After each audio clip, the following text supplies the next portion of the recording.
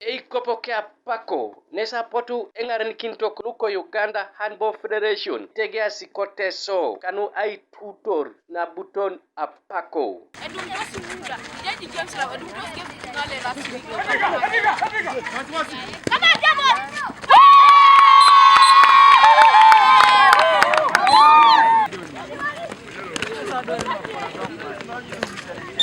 Kaka handball club keda kawanda kanu ikilo keda angor kesa ikila bulu ko Kampala lu Soroti ay telekar Ekopo no ngun.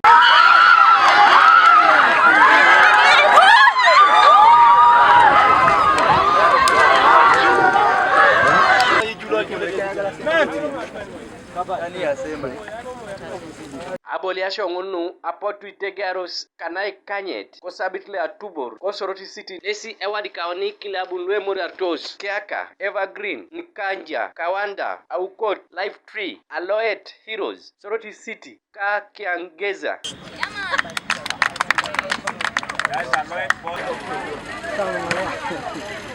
Sheila agonzibwa a president ako Uganda Handball Federation egolo kina iriamu ngese abalebe abolian ngunu kesi arai na peta kanu aisilosikin abolian cup handball aboishokere. And as I told you, Apako was a great lady from this area. We need more Apakos, and I know there are so many Apakos here. That's why we are here to tap the talent. 1994, Apako was declared the best woman player in Eastern Central Africa, and she won that.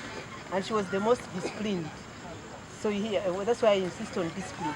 Kiaka handball club kesi apotu itelekasi evergreen akaisaralo are kanu itomona kanyaun kanu aisipedor kesi aitelekar Ekopo ngol kosodi kawanda abitar aloet akaisauni alukanyape kanu itomonare Victor Ekesu apolne cholong LOC 5 kabene maido egolo kinasu banangun nesabu kilip abulakara luda topolorto abolaso keda ashoman efforts in promoting handball, Simon and his team. To the teams from Kampala and your officials, Madam President, I would like to thank you so much.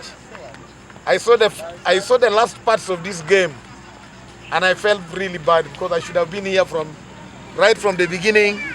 But I saw the passion with which they were playing. Gabriel Esikukanuka TV East.